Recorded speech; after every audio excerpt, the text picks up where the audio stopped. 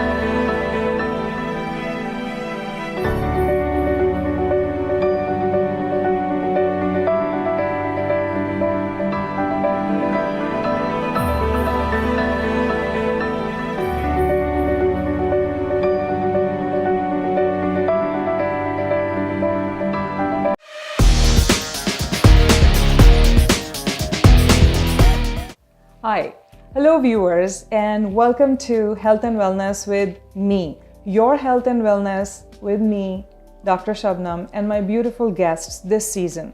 We decided to invite some beautiful guests, some amazing physicians from all over the United States to help us understand certain conditions, problems, diseases that we face every day and how to combat those diseases, how to treat, and how to prevent. Because remember, prevention is better than the cure. So today we have invited our beautiful guest, a beautiful colleague, my friend. So Dr. Sumbul Zafar is a gastroenterologist. She did her medical school at Sindh Medical University in Karachi, Pakistan, and her internal medicine residency at Case Western Reserve University. And she's a double fellowship trained. She did her geriatrics fellowship at the University of Cleveland Clinic and her hepatology and gastroenterology fellowship at University of Arkansas. She's currently practicing as a gastroenterologist in a private practice with Digestive Health Associates in Dallas, Texas. Welcome, Sumbul, to my show. Thank you so much for coming. Thank you very much for having me, Sabah. It's a pleasure being here. Hi, everybody. So we thought to talk about something very important and something extremely common as well. How about colon cancer or colorectal cancer, in other words? What do you think about colon cancer? What is your opinion? What is colorectal cancer and how common is it? Well, it's a great topic and certainly one that's close to my heart as well. Colorectal cancer is one of the most prevalent cancers in the United States. There's about 50,000 Americans who are going to be diagnosed with colorectal cancer this year. It is the second leading cancer cause of death in men and women in the United States. When we talk about colorectal cancer, it is a cancer that affects the rectum, which is the beginning part of your large intestine, and then also the rest of the large intestine. It can start out as these small little polyps, which are wart-like growths that can form inside the lining of the colon.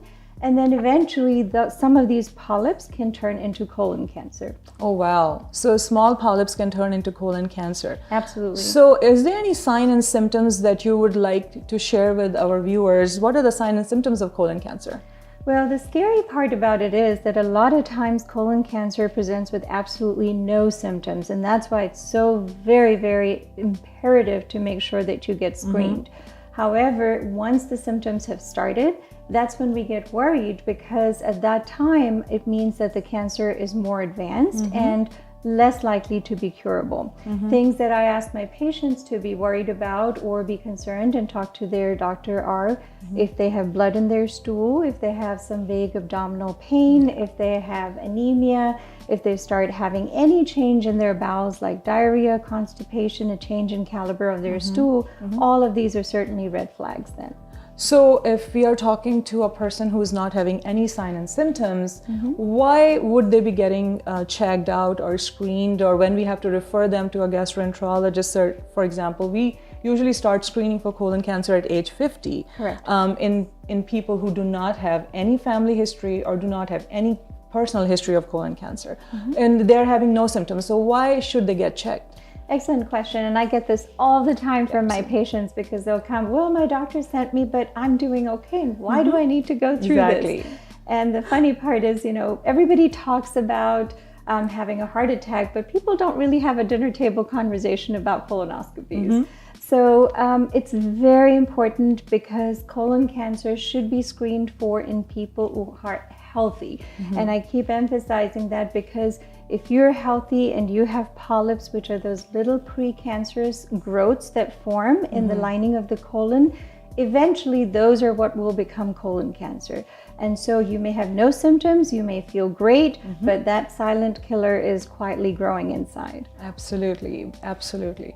So, and what are the causes of colon cancer? So it's quite unclear.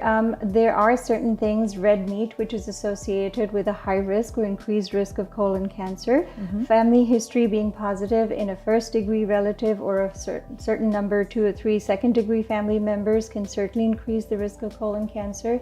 And there's certain conditions like inflammatory bowel disease, like Crohn's disease and ulcerative colitis. And ulcerative colitis can absolutely increase your risk about 30% higher than the average population. Excellent, excellent. So how do you diagnose colon cancer?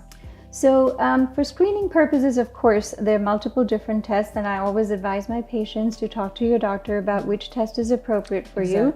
The American College of Gastroenterology, however, maintains that colonoscopy is still the gold standard.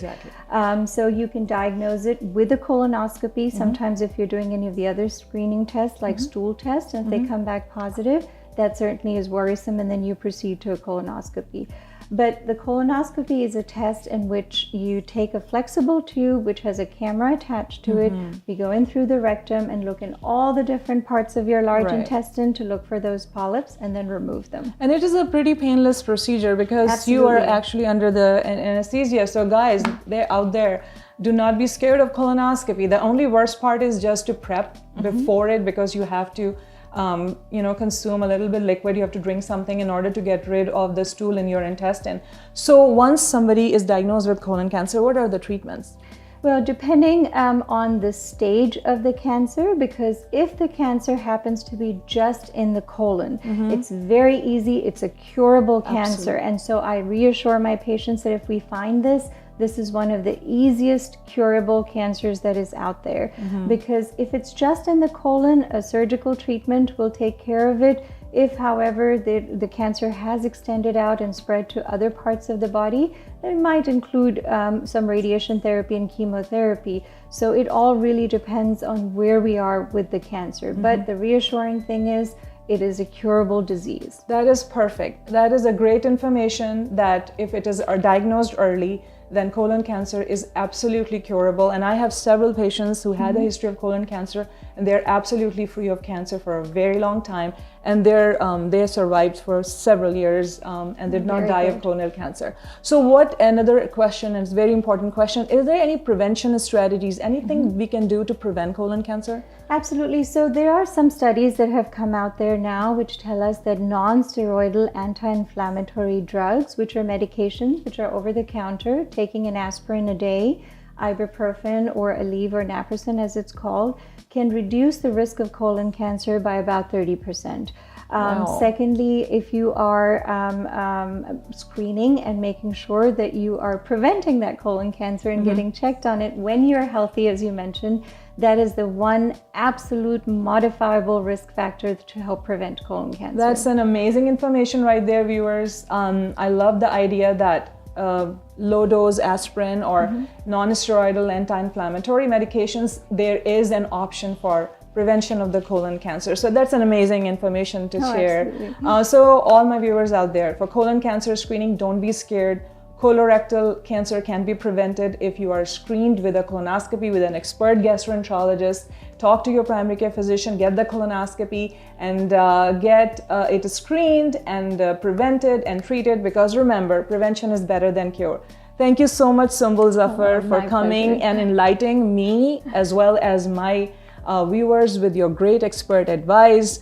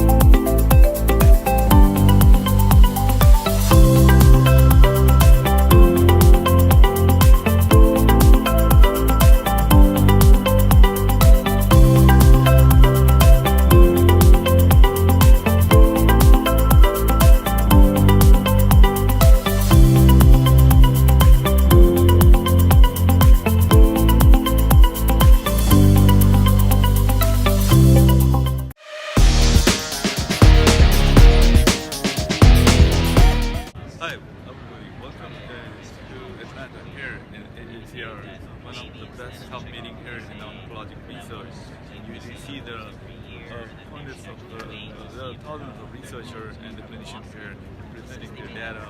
So I definitely go and walk around with each and every poster session and tell you more detail what is happening in this part of the world.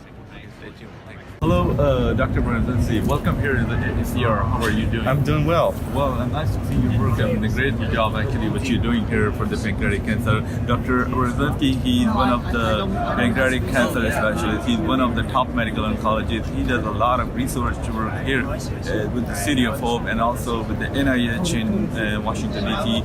So he is pretty much trying to set up something for the pancreatic cancer. So, Dr. Bernardensi, please tell me something more about the pancreatic cancer. I know there are a lot of innovative things happening. Tell me something. Well, so pancreatic cancer is a disease that unfortunately has a poor survival. And one of our major challenges is early detection and also monitoring during the therapy itself. And so what we're trying to do and what we're doing in partnership with City of Hope and other institutions is trying to make a mammogram for pancreatic cancer. Wonderful, wonderful. So I know we had a conversation with Dr. Khan, one of your team members. So I think this is kind of going to be a revolutionary technique, right? What you're doing. So I see here you have like a very good study going on, which is the neoadjuvant therapy. So I think there is a good impact on upcoming mammogram. How do you see that? So what we're hoping, so we know that pancreatic cancer, even at the early stages, likes to spread beyond the pancreas earlier on, and also trying to understand how we benefit in individuals with pancreatic cancer with neoadjuvant therapy. We've made a lot of progress in the last several years thanks to these combination of treatments for pancreatic cancer and bringing them before surgery to give that individual a better chance of survival. Utilizing newer imaging techniques to determine how effective the surgery and the therapy is going to be is essential for someone to live a lot longer. This is a great job. I think, Dr. Bernardensi, you are doing something amazing. So if you really want to contact Dr. Bernardensi, please, you have some information in our channel, so please let us know. Dr. Bernardensi, he is primarily based in Scottsdale, but he's also working some collaborative work with the City of Hope. Dr. Bernardensi, we need you in pancreatic cancer, really. He's also part of the Dr. Dan One Hop team, and I hope, we will come up with something to just say, we need someone like you to treat the pancreatic cancer. Thank you so much, I appreciate it. You're welcome. Thanks, and I have to say we have to work together in all this. So I appreciate working with you and your institution and City of Hope. I think Dr. Bernardensi, we need more time. We need a full session with Dr. Bernardensi. So we will invite you here in Los Angeles sometime.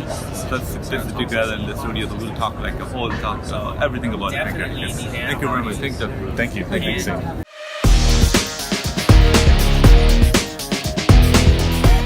And my two diva friends, and who need no absolutely introduction. I absolutely adore them and love them. There she is, Preet Sangha and Monica Sharma. Hello, and the feeling is mutual, Amber. Thank you so much for having us. Thank you so much, Amber. So Preet, I'm afraid to ask you, as always, that what is our topic of the day? Okay, you know what? I'll give you a hint. How did I come today? How did you come today? Seriously? She drove. UBER. Oh, she Uber. Okay, so Uber, and so that's what you actually use? That's what I actually use, because for long distance, I feel it's very, very cost effective. Very, very cost effective. Okay. I don't know. I feel it. It is absolutely. And then, you can actually just relax. You don't need cash. Yeah. It's already a link to your credit card. But you don't that's the need to beauty of carry Uber, cash. because with all this modern technology, in fact, I feel globally, Monica, and we were one time discussing that at a party as well, that how Uber has connected the world. Yes. And the means of transportation has become so easy. Yeah. There was a time when you, like, especially in the United States, people don't know, we are handicapped without a car. We need a car to get around. Especially in Dallas. And but when you go to other countries of the world like Europe, you have so many great modes of transportation. You have trains, you have trams. But in America, Uber and Lyft, these companies have been actually a blessing. Absolutely. Absolutely. In fact, it's like you said, globally. Now, if you are traveling somewhere, they may have means of transportation, but you may not be comfortable taking that. Like, especially when you go to India. So there, of course, there's autos, there are rickshaws, and then there are buses. Ola nowadays. Oh, it's Ola. It's been a while. It's just like a Uber. So it's been, no, but Uber is there as well. Yeah. Right. So for me, when I went, it was very comfortable, knowing that I can just call someone, they can come, and I can go around the town without having to renting a taxi and being dependent on someone else. So basically, Uber has changed the the whole look whole of- definition of transportation in today's industry, right? Yeah, definitely, If you look at especially that in kind of United aspect. States, especially in United Absolutely. States. And you know what? For the funny thing is, when you go back Southeast Asia, Uber is called Raheem. Raheem. The word Oh, is is that? the word, because we were in Cairo in Egypt, and you were like, "Oh, is there an Uber here?"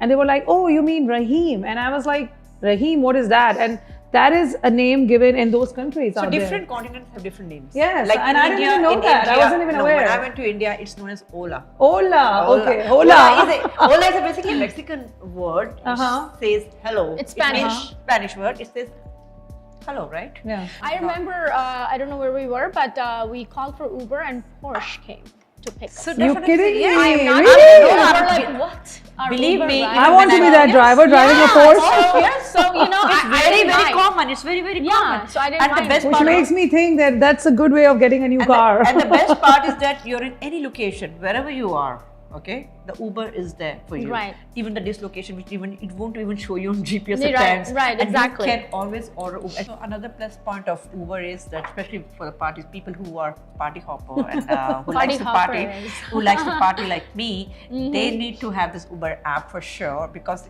once you're tipsy or you're drunk, Okay. you can't take chance, right? Oh, So don't take a absolutely. chance. Don't take a chance. It's just for own safety. Order Uber, right? All right, So great. Uber company should give us a lot of discount now. You know? Yeah. Don't you think so? Find Preet Sang on Facebook. Facebook and Uber, if you're listening to us, you need to give us a lot of discount, because we are actually promoting you guys here, Okay. right?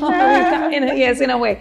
So that was it for the means of transportation. Always be safe. Be safe. And make sure that you are if at a party that you are drunk, according to Preet, be with a designated driver. Designated driver. Don't get behind the wheel just like that. So Uber has changed the face of America, and you will see us again after a week's time. Me, your host Amber, with Preet, and with Monica Sharma signing off. Thank you.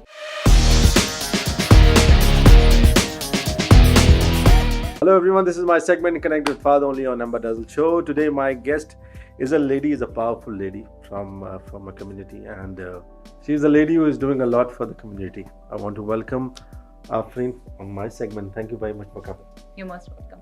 How are you? Good. Are you okay? Yes. Are you nervous?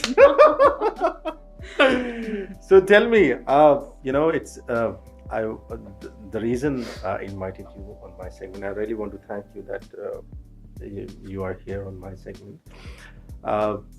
As a woman, what do you think is a role, ideal role for the community?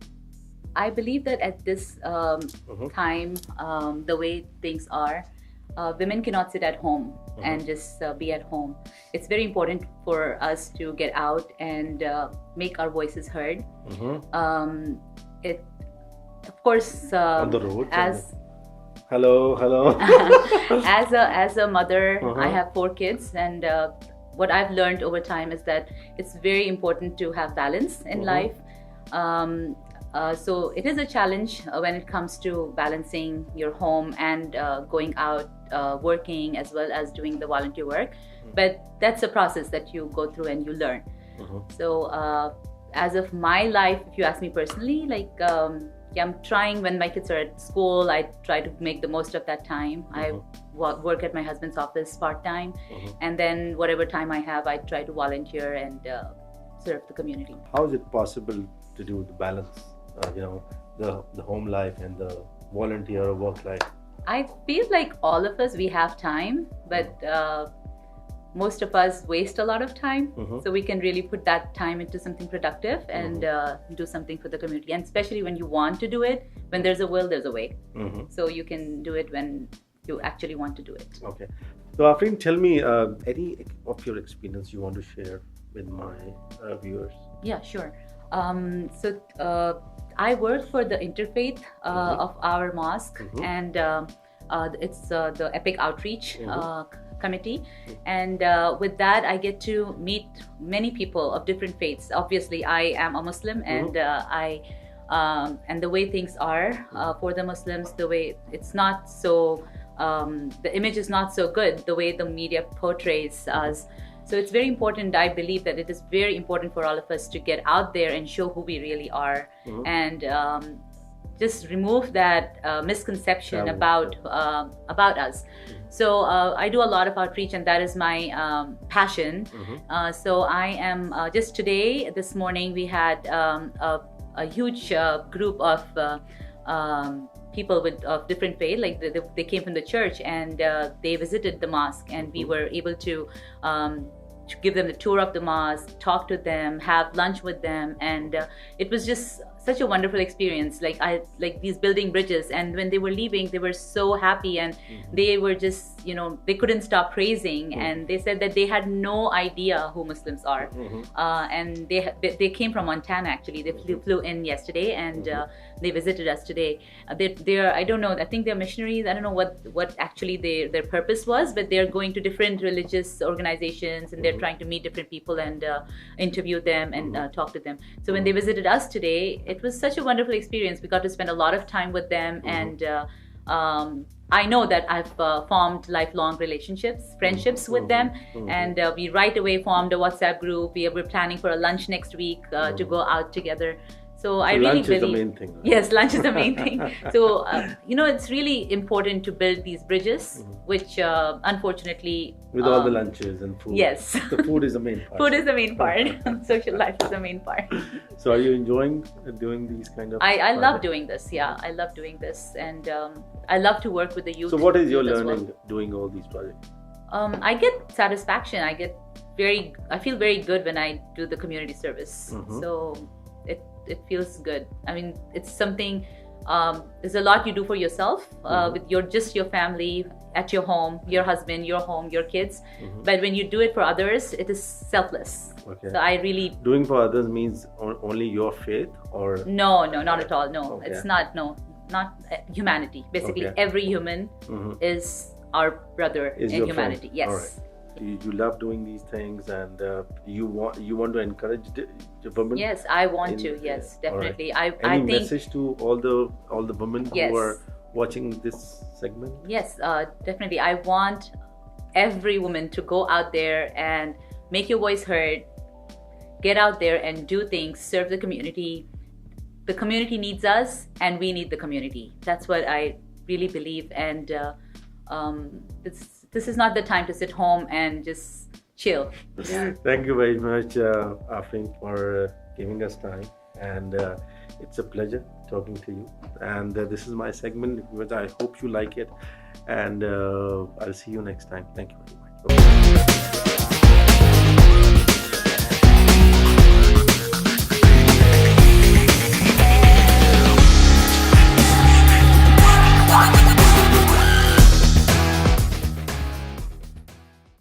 The preceding was paid program paid by Amber Dazzle. Promotional consideration is paid by following advertisers.